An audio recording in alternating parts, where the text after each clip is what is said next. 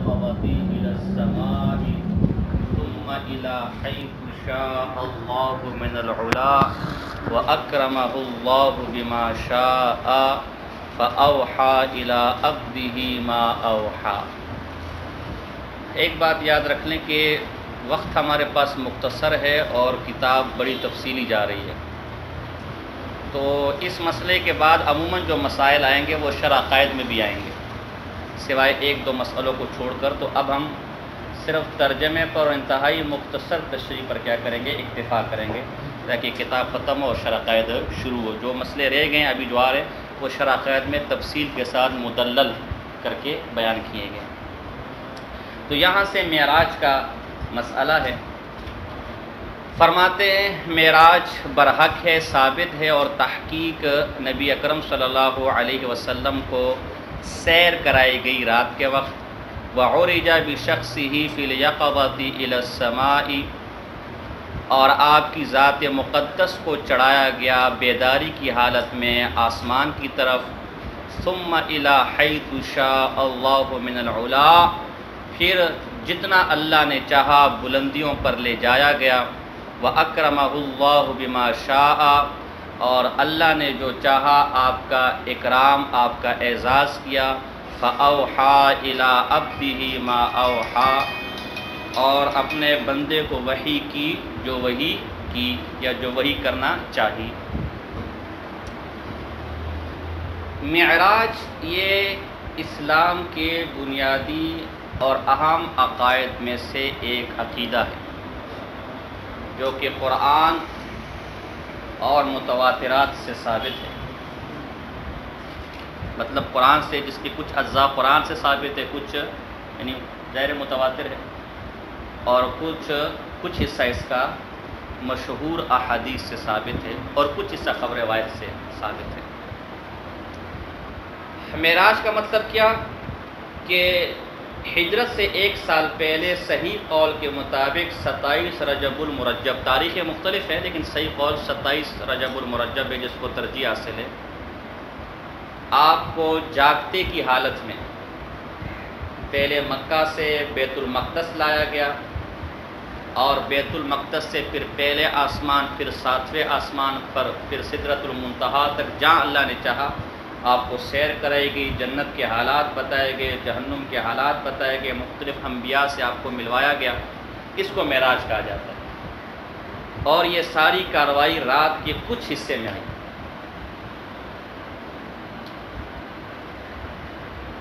علامہ تفتزانی رحمہ اللہ نے شرح عقائد میں لکھا ہے کہ مکہ سے لے کر بیت المقدس تک کے سفر کا انکار کفر ہے، اس لیے کہ قرآن میں سبحان الذی اسری بعبدہ لیلا من المسجد الحرام الی المسجد الاقصی، تو یہاں سے وہاں تک کا انکار کیا ہے؟ کفر ہے۔ جو کہتا ہے یہ سفر بھی بالکل نہیں ہوا وہ کافر ہے۔ اور پھر اقصیٰ سے پہلے آسمانوں تک یا آسمانوں تک، یہ مشہور احادیث سے ثابت ہے، لہذا اس کا منکر گمراہ ہے، اہل سنت سے خارج ہے۔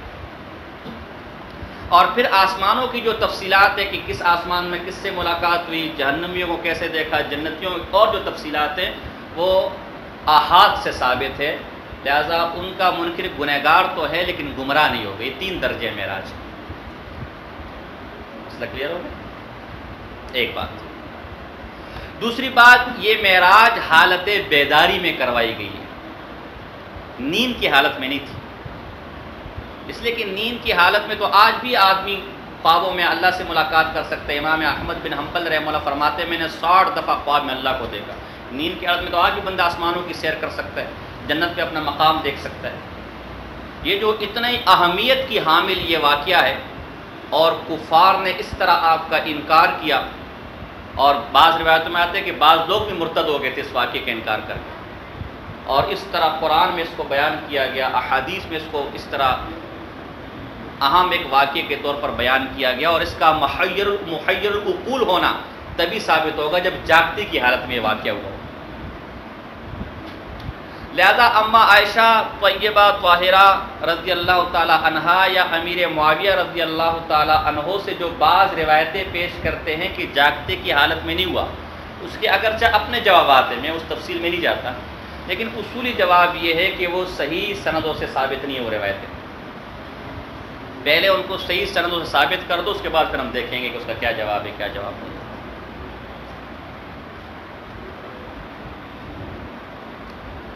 آپ کو حتیم سے براق ایک سواری تھی جو خچر سے چھوٹی تھی اور گھوڑے سے اپنا گدھے سے ذرا بڑی تھی، سفید رنگ کی۔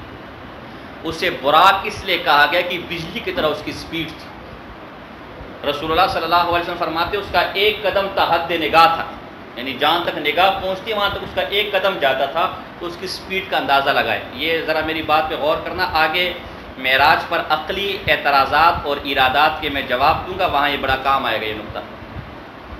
تو وہ آپ کی سواری تھی، آپ کو پہلے یہاں سے بیت المقدس لایا گیا، وہاں دیکھا تمام انبیاء اور فرشتے سب بنا کر کھڑے انتظار میں، نماز پڑھنی ہے نفل انتظار میں امام کا، تو جبرائیل علیہ السلام نے آپ کو آگے کیا۔ بتلانا یہ تھا کہ یہ جو آدمی نماز پڑھ رہے تمام انبیاء فرشتوں اور مخلوقات کا کیا ہے؟ سردار ہے۔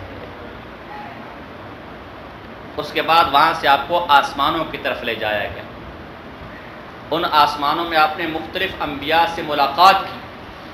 میں بہت مختصر، سارے ماشاءاللہ مفسر قرآن ہو تو تفسیروں میں خود ہی نکال لینا تفصیل، تب اس کی تفصیلات۔ پہلے آسمان میں آدم علیہ السلام سے ملاقات کی، دوسرے آسمان میں عیسیٰ علیہ السلام و فی قول یحییٰ علیہ السلام سے ملاقات کی،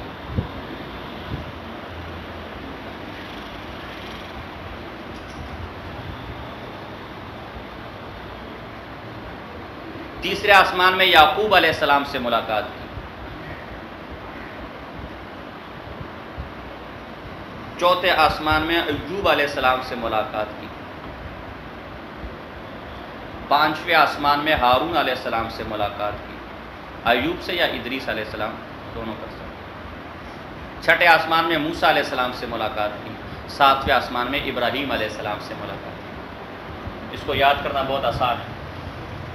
اعیاہما، کیا؟ اعیاہما، اس کو آپ یاد رکھیں تو اس سے آپ کو آسانی ہو جائے گی۔ پہلے الف سے آدم علیہ السلام مراد ہے تو پہلا آسمان، عین سے عیسیٰ، یا سے یعقوب، پھر الف سے ایوب، پھر ہا سے ہارون، اور آسمان بڑھاتے جاؤ، میم سے موسیٰ، اور پھر الف سے ابراہیم۔ اعیاہما، اس کو یاد رکھو۔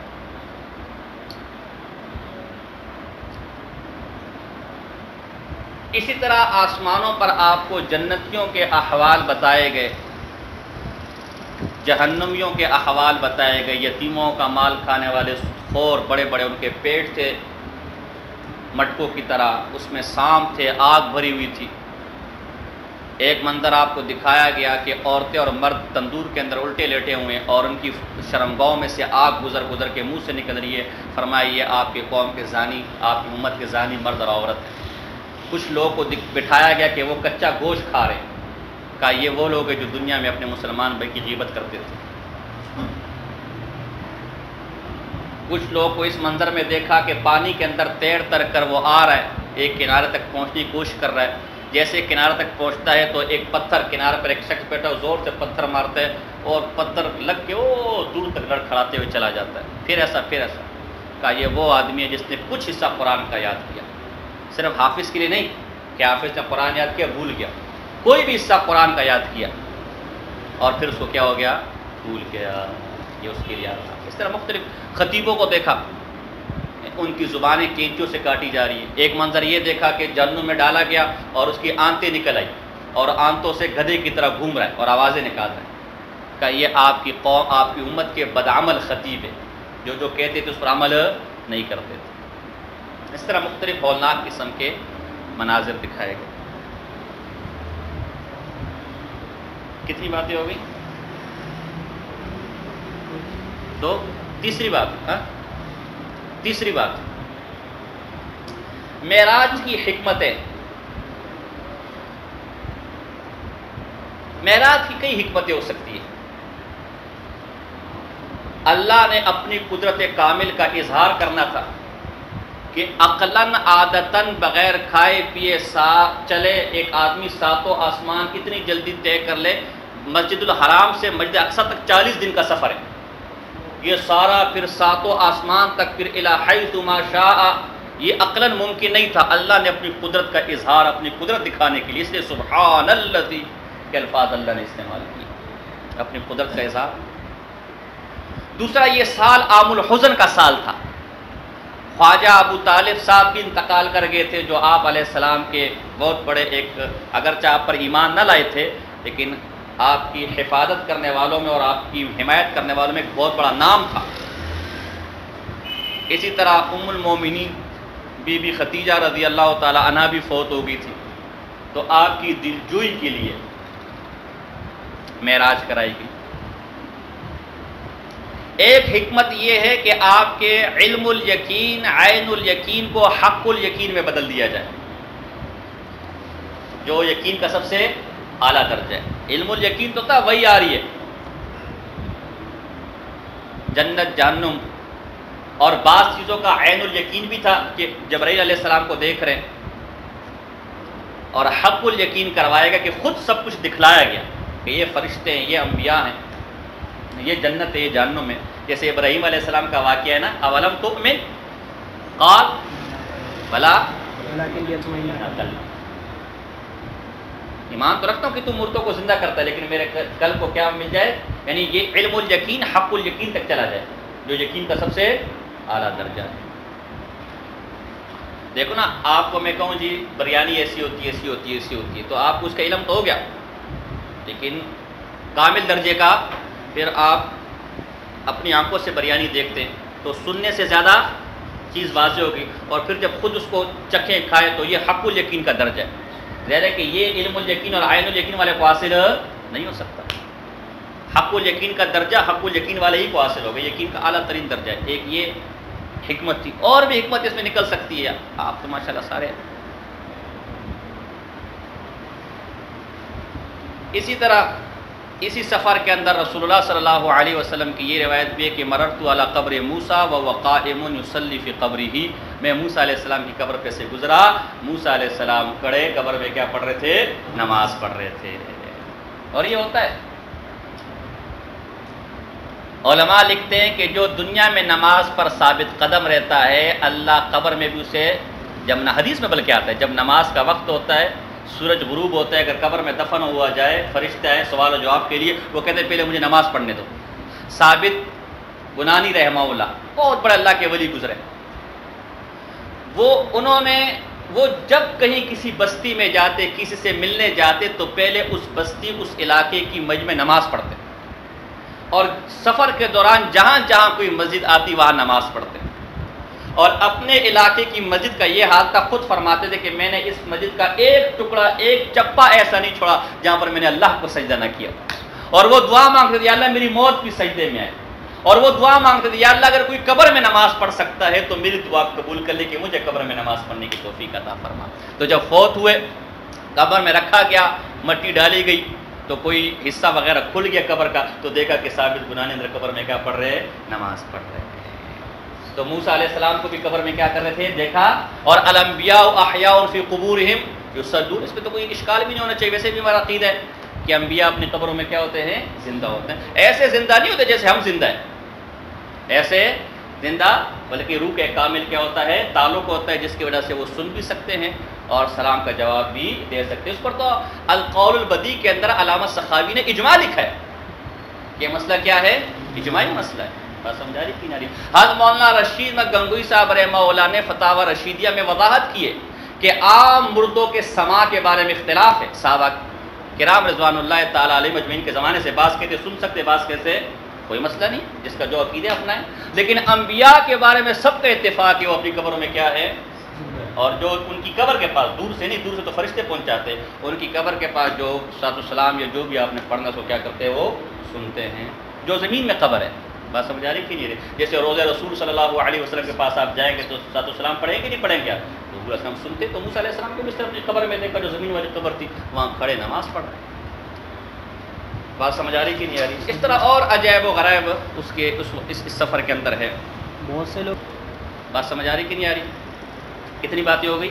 3 بات. چوتھی بات،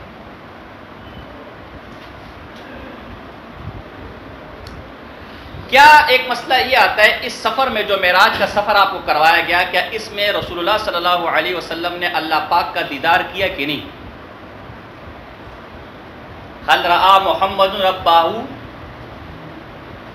یہ بھی ایک اختلافی مسئلہ ہے، کوئی ٹینشن نہیں۔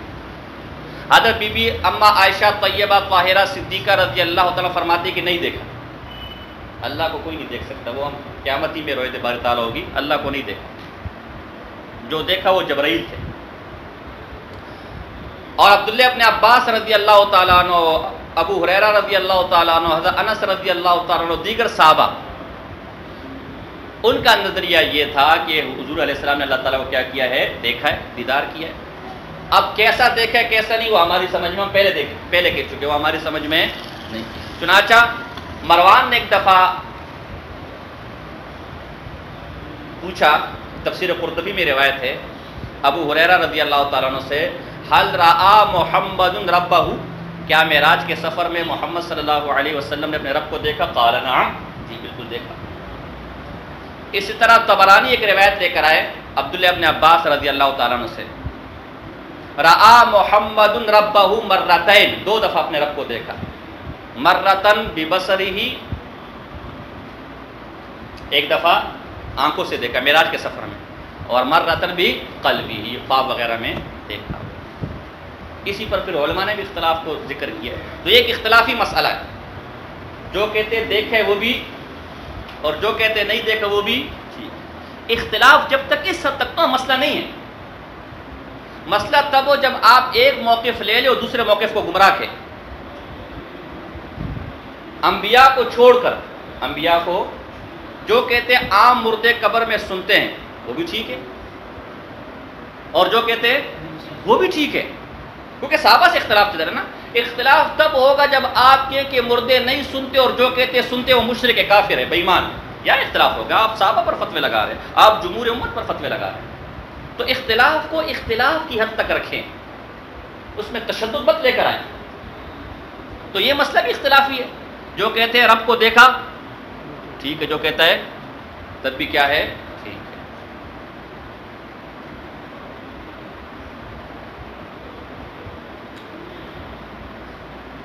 تو اب اس پہ تفصیلات اور بھی ہے، وقت کم ہے، وہ آپ تفسیروں میں وغیرہ میں اور تفسیر کی کتابوں میں تفصیلات دیکھ لینا۔ معراج کے سفر پر اعتراضات،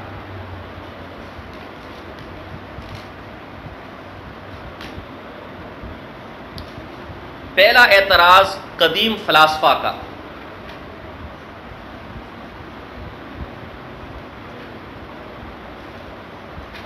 قدیم فلاسفہ یہ کہتے ہیں کہ معراج ممکن نہیں، کیونکہ اس صورت میں افلاک کا، آسمانوں کا خرق اور التیام، یعنی اس کا پھٹنا لازم آئے گا، پھاڑنا لازم آئے گا، اس میں سے ظاہر ایک جسم گزرے گا تو پھٹے گا نا، اور وہ چونکہ قدیم ہے لہذا اس میں پھٹن وغیرہ خرق التیام نہیں ہو سکتا، لہذا معراج ممکن نہیں ہے، کسی آدمی کا آسمانوں پر جانا، اس سے آگے جانا ممکن نہیں۔ ہم کہتے ہیں فلاسفہ آپ نے خود لکھا ہے کہ زمین و آسمان، زمینوں کا اور افلاک کا مادہ ایک ہے، یہ ایک مادے سے بنے، یہ ایک، اور مادے کے حکام ایک چلتے ہیں۔ تو جب زمین و آسمان ایک، بہت مختصر کر کے بتا رہا ہوں، آپ کی عقل کے مطابق بات کر رہا ہوں، زمین و آسمان کا مادہ ایک ہے تو زمین میں خرق و التیام ہوتے کہ نہیں ہوتا؟ آپ کھدائی شروع کرے تو کھدتی ہے کہ نہیں کھدتی، پھٹتی ہے کہ نہیں پھٹتی؟ تو جب دونوں کا مادہ ایک ہے تو زمین میں جب خرق و التیام ہو سکتا ہے تو آسمانوں پر بھی ہو سکتا ہے۔ اور اگر نقل مانگو تو قرآن میں تو جگہ جگہ اذا السماء انشقت، بات سمجھ آ رہی کہ نہیں آ رہی؟ اذا الشمس کورت، اس طرح کی دیگر اس طرح کی مختلف آیات ہیں۔ ہاں تو وہ اگر نقل دیکھو تو قرآن تو جگہ جگہ اس کا ذکر ہے۔ جدید سائنس کا اعتراض، 2.5 لاکھ کا مسئلہ ہے۔ سائنس کہتی ہے کہ میرے بھائی معراج عادتاً ممکن ہی نہیں ہے، ایک آدمی اگر اس زمین کی فضا سے باہر نکلے گا تو ہوا کا اتنا دباؤ ہوگا کہ وہ دباؤ کے سے پھٹ کر ریزہ ریزہ ہو جائے گا، لہذا اسے ایک خاص لباس چاہیے، آکسیجن نہیں ہے، سانس لینے کے لیے آکسیجن چاہیے، پھر ایک ایسی سواری چاہیے کہ جو 40,000 میل فی گھنٹہ سے سفر کرے، پھر کہیں جا کے صرف زمین کی فضا سے نکلے گا، آسمانوں تک تب بھی نہیں پہنچے گا۔ لہذا جس دور میں نہ کوئی جہاز ہے، نہ کوئی راکٹ ہے، نہ آکسیجن کا کوئی بندوبست ہے، تو کیسے ایک شخص سفر کر سکتا ہے؟ تو پہلی بات تو ہے کہ ہم ان خرافات کے قائل نہیں، ہمارے لیے قرآن و حدیث حجت ہے۔ آپ نے الانتباہات المفیدہ میں پڑھا ہوگا کہ جب قرآن کے مقابلے میں عقل آ جائے تو وہاں نقل کیا ہوتا ہے؟ معتبر ہوتا ہے۔ لیکن ہم کہتے ہیں کہ حضرت جی معراج کا سفر عادتاً اگرچہ محال ہے، لیکن آپ کی سائنس کی روح سے بھی عقلاً محال نہیں ہے۔ وہ کیوں؟ کہ آئنسٹائن ایک بہت بڑا سائنسدان گزرا ہے۔ آئنسٹائن ایک بہت بڑا، اس کا ایک نظریہ اضافت ہے، اس پر میں پھر کسی وقت گفتگو کروں گا۔ اس نے یہ کہا ہے کہ اگر ایک جسم روشنی کی رفتار حاصل کر لے جو 1,87,000 میل فی سیکنڈ ہے، 1,00,000 میل، یہ رفتار اگر حاصل کر لے تو وہ اس فضا سے، اس کائنات سے باہر بھی نکل سکتا ہے، اور اس کے لیے وقت بھی مختصر ہو سکتا ہے، اس کے لیے وقت بھی سمٹ سکتا ہے۔ چنانچہ اس نے کہا اگر مثلا ہم یہ تصور کر لیں کہ ایک جسم، ایک میٹر، وہ روشنی کا 90% رفتار حاصل کر لے، یعنی 1,67,000 کی رفتار میل فی سیکنڈ کو حاصل کر لے، اس رفتار سے وہ آسمانوں پر سفر شروع کر لے، تو دو کام ہوں گے۔ ایک تو زمین والوں کے مقابلے میں اس کی عمر کم ہوگی، یعنی زمین والوں کی زیادہ کم ہوگی، اس کی کم ہوگی۔ یعنی زمین پر اگر اس کا بھائی 10 سال کا ہو جائے گا تو یہ جب واپس آئے گا تو یہ 5 سال کا ہوگا، یعنی اس کی عمر میں 5 سال کا اضافہ ہوگا۔ بھائی کی عمر میں، جو زمین پر، اس کی عمر میں 10 سال کا اضافہ ہوگا۔ کیوں؟ کہ اس کے لیے وقت کی رفتار کم ہو جائے گی۔ جو کام یہ ڈبل ٹرپل اوقات میں یہ زمین والے طے کریں گے، وہ اس سے ڈبل ٹرپل درجے کم طے کرے گا، اس کے لیے رفتار کم ہو جائے گی۔ کیوں؟ کہ اتنی رفتار سے اس کی دل کی حرکت، دل کی دھڑکن، سانس یہ کم ہو جائے گی، تو جب کم ہوگی جسم میں نشو و نما بھی کم ہوگا، اور رفتار زیادہ ہونے کی وجہ سے وقت بھی سمٹ جائے گا۔ چنانچہ اگر آپ ایک جسم یہاں سے اس رفتار سے آسمانوں پر جائے اور پھر واپس آئے تو بھائی اور اس کی عمر میں، بھائی کی عمر میں تو 10 سال کا اضافہ ہوا اور اس کی عمر میں صرف اس کے لیے وقت سمٹ گیا، اس کے لیے وقت۔ لیکن ہوگا یہ کہ جیسے اس کے لیے وقت سمٹے گا، اس کا جسم بھی مختصر ہوتا چلا جائے گا، جیسے وقت سمٹے گا اس طرح کا جسم بھی، حتیٰ کہ اتنا مختصر ہو جائے گا کہ اس سرے سے ختم ہو جائے گا، نابود ہو جائے گا۔ اس لیے اولاً تو کسی جسم کو اتنی مقدار، اتنی رفتار حاصل ہو نہیں سکتی، اگر ہو بھی جائے تو جیسی وہ رفتار حاصل کرے گا خود بخود وہ جسم مٹ کے چھوٹا ہو کے ختم ہو جائے گا۔ لہذا عقلاً تو ممکن ہے کہ اس فضا سے نکلا جا سکے، لیکن عادتاً ایسا ہو نہیں سکتا۔ اب ذرا آئے معراج کی طرف، کس کی طرف؟ نہیں سمجھے؟ نوری سال ہے، روشنی کی رفتار، کوئی تیز رفتار ہو بجلی کی طرح، روشنی کی طرح تو نکل سکتا ہے۔ آپ سواری پر غور کریں، براق نام ہے اس کا، بجلی کی طرح، روشنی کی طرح۔ یہ اب سمجھ آتے، اس زمانے میں براق کی حکمت سمجھ نہیں آتی۔ اور سپیڈ چیک کریں کہ 1 قدم تحد نگاہ، یہاں سے آپ کھلی فضا میں دیکھیں تو خدا جانے کہاں تک آپ کو نظر آئے گا، بلکہ یہاں سے دیکھو تو خدا جانے کہاں تک آپ کو آسمان نظر آ رہا ہے۔ یہ بھی مبالغتاً ہے، یہ نہیں کہ اس کا قدم اتنا ہی تھا، لیکن اصل لفظ براق ہے، براق گویا اس کی وہ جو بھی جانور تھا، جو بھی چیز تھی، اس کی سپیڈ قریباً نوری سال کی طرح تھی، بجلی کی طرح تھی۔ اور سائنس کہتا ہے کہ اگر اتنا سپیڈ کوئی حاصل کر لے تو وقت اس کے لیے کیا ہو جاتا ہے؟ سمٹ جاتا ہے، کم ہو جاتا ہے۔ تو رسول اللہ کی سواری نے بھی اتنی سپیڈ حاصل کی اور وقت اس کے لیے کم ہو گیا۔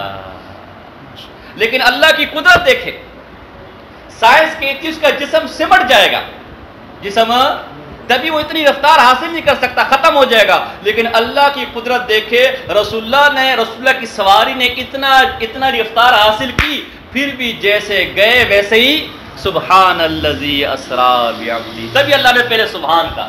یہ سارے سوالات تمہارے ذہن میں تب آئیں گے جب تم اپنے جیسا میں سمجھو گے. اللہ کی ذات وہ ہے جو عجز سے پاک ہے، جو کامل قدرت والی ہے. بات سمجھ آ رہی کہ نہیں آ رہی یار؟ تو اس لیے باقی نہیں خوراک وغیرہ، باقی نہیں بغیر کھانا پینا، یہ کسی اور موقع پر میں ذکر کروں گا. اب میں اصطلاح بھول گیا انگریزی کی. بعض جانور ایسے ان کے لیے خاص اصطلاح استعمال ہوتی ہے، وہ ایک خاص موسم میں کیچڑ وغیرہ میں چلے جاتے ہیں. بعض مینڈک کے بعض مچھلیاں ہیں وہ کیچڑ وغیرہ میں چلی جاتی ہیں اور پھر اگلے بارش تک اسی کیچڑ میں رہتی ہیں، نہ کھاتی ہے نہ پیتی ہے، اور پھر جب بارش ہوتی پھر اس کیچڑ سے نکل سکتی. یہ بہت عرصہ پہلے میں نے پڑھا تھا، وہ اصطلاحات میں بھول گیا ہوں. انشاءاللہ کبھی موقع اصحاب کہف کا واقعہ جب میں بیان کرتا ہوں پھر یہاں یہ سائنس لے کر آتا ہوں، سائنسی روح سے اس کو ثابت کرنا ہوتا ہے. تو جب دنیا میں ایسے جانور موجود ہیں جو بغیر کھائے پیے سال رہ سکتے کیچڑ میں، جہاں سانس کا کوئی بندوبست، تو اللہ کے لیے کیا مشکل کہ بغیر کھائے پیے بغیر آکسیجن کے یہ سفر کروا لے. بات سمجھ آ رہی کہ نہیں آ رہی یار؟ تو اس لیے سائنسدان صاحب آپ کی سائنس کی روح سے بھی عادتاً اگرچہ محال ہے لیکن سفر عقلاً محال نہیں ہے. نہیں یار سمجھ؟ یہ بہت مختصر میں نے بات کی، اس میں بڑے عجائب و غرائب ہے. تو اس لیے جو بھی اشکالات، جو بھی اعتراضات آپ کے ذہن میں، اللہ نے پہلے سبحان اللہ کہہ کے مسئلہ صاف کر دیا. وہ اللہ پاک ہے، تم عاجز ہو، تمہاری قدرت ناقص ہے، تم اسباب کے، تم آلات کے محتاج ہو. اللہ کی ذات پاک ہے، وہ اسباب کا محتاج نہیں ہے. اس کے فرشتے روز اوپر نیچے اترتے رہتے ہیں. تو ایک اپنے محبوب کو اوپر لے کر جانا اس کے لیے کون سا مشکل ہے. یوسف علیہ السلام کا واقعہ آپ نے پڑھا ہوگا، کنویں میں گرا دیا بھائیوں نے. جبرائیل علیہ السلام کی سپیڈ دیکھو، اللہ نے بھیجا فوراً. کنواں کتنا ہو گیا؟ 10 فٹ 20 فٹ 30 فٹ 40 فٹ، اور یہ آسمانوں کا سفر ہے. لیکن ایسی سپیڈ میں آئے کہ یوسف علیہ السلام تہہ میں پہنچنے سے پہلے جبرائیل کا پر پہنچا ہوا اور نیچے گرنا. تو اس کی مخلوقات تو ایسے تو رہے کہ اگر محمد مصطفیٰ احمد مجتبیٰ صلی اللہ علیہ وسلم کو، تو یہ معجزہ، یہ جو معراج کا معجزہ ہے یہ عجائب و غرائب میں سے. تبھی اس کو خاص طور پر بیان کیا عقیدے کی کتابوں میں. کیوں کہ اس کا تعلق غیب کے ساتھ ہے. رسول اللہ کے باقی معجزات مشاہدات از قبیل مشاہدات ہے. قرآن آپ سب کے سامنے موجود ہے. انگلیوں سے پانی نکلتے ہوئے صحابہ نے دیکھا، سورج کو 2 ٹکڑے ہوتے ہوئے بعض لوگوں نے دیکھا، پتھر بوجھ رہے دیکھا ہے لوگوں نے.